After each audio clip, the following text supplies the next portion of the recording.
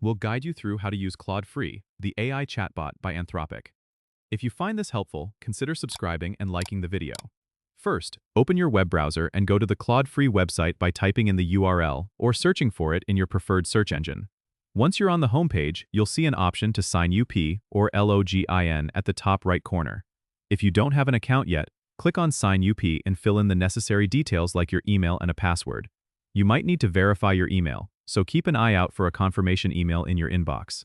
After you've logged in, you'll be taken to the main dashboard where you can start interacting with Claude. To begin a conversation, simply type your question or prompt into the chat box at the bottom of the screen and press Enter. Claude is designed to be intuitive and user-friendly, so go ahead and ask it anything from general questions to more specific inquiries.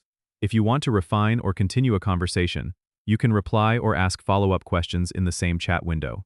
Keep in mind that Claude Free operates under certain usage limits, so if you encounter any restrictions, check your account details for more information on those limits.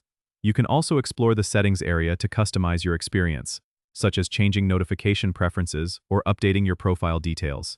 And there you have it. You're now ready to fully utilize Claude Free for your AI chat needs. Don't forget to subscribe and comment if this helped you out.